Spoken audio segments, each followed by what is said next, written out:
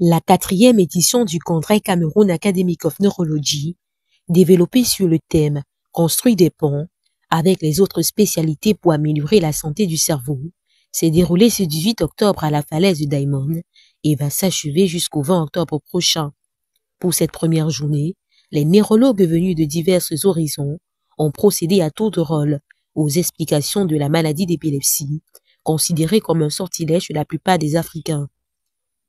D'après des études de sondage réalisées au Congo, 97% de personnes atteintes de cette maladie font recours aux tradipraticiens. Vous savez, dans notre environnement, les gens ont beaucoup de préjugés en termes d'épilepsie. Et aujourd'hui, les laboratoires pharmaceutiques proposent des médicaments qui vont pouvoir aider les patients à bien se prendre en charge. Et ce qu'il peut ajouter, c'est quoi? Il est très important que ces patients-là puissent vraiment respecter ce qui leur est prescrit. Ça ne veut pas dire que le médicament va les soigner d'un seul trait, pas du tout. Le patient pourra continuer à faire ses crises, mais de façon très espacée s'il suit son traitement que le médecin lui a prescrit. Et dans notre environnement, il y a beaucoup de préjugés, c'est-à-dire qu'on se dit que l'épilepsie est mystique, que les médicaments des blancs, entre guillemets, n'apporteront pas, une rémission. Mais j'ai pu le dire, ce sont des médicaments qui ont été bien étudiés et avec des études qui ont été faites. Quand le patient suit son traitement, il s'appelle amener à la guérison. Il faut seulement que le patient soit vraiment compliant et qu'il aille à l'hôpital et qu'il suive exactement ce que le médecin lui a dit.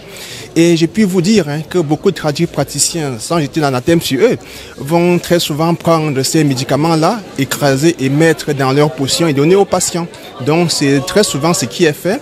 Et ils prennent aussi plus de temps à écouter le patient que le médecin conventionnel.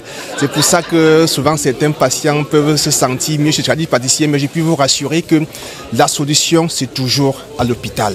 Plusieurs facteurs sont à l'origine de cette recrudescence. Réduire les préjugés et les stéréotypes au sujet de l'épilepsie en Afrique est l'un des objectifs visés de ce congrès. Nos attentes sont assez simples, la meilleure prise en charge des patients camerounais et africains en général en ce qui concerne l'épilepsie. Parce que, vous savez, c'est un problème de communication aussi. Il faudrait que les patients puissent savoir que quand ils sont épileptiques, ce n'est pas un sort qui leur est lancé. Il faut qu'ils se rendent dans les structures hospitalières, rencontrer des médecins spécialisés et qu'ils puissent vraiment les prendre en charge et que ces patients respectent ce que ce médecin leur demande de faire. Donc c'est sensibiliser la population atteinte d'épilepsie à se faire prendre en charge par des médecins. Pour l'accompagnement de cette initiative, les orthophonistes ont apporté leurs pièces à l'édifice. Mais l'impression que vous voulez dire par rapport à cette journée de l'académie neurologique est que moi, en tant qu'orthophoniste, je travaille en collaboration avec des neurologues, juste dans le cadre des personnes qui ont été victimes de l'AVC. Vous savez qu'on a beaucoup plus parlé des AVC aujourd'hui.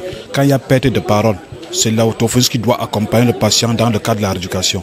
Quand il y a maintenant quand un patient n'arrive pas à déglutir ou bien trouble de déglutition avec sécrétion salivaire, avec des complications, c'est l'orthophoniste qui doit jouer ce rôle.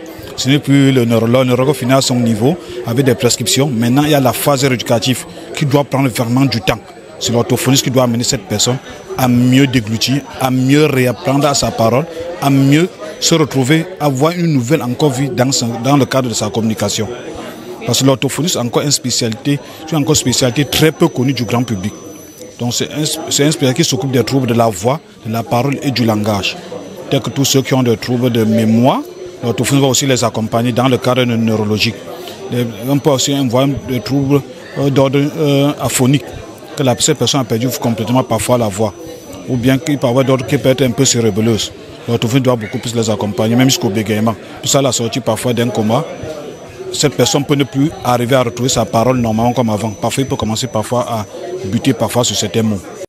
Durant 3 jours, les congressistes venant de 26 nationalités partageront leur expérience autour de 12 sessions plénières sur l'épilepsie et bien d'autres maladies.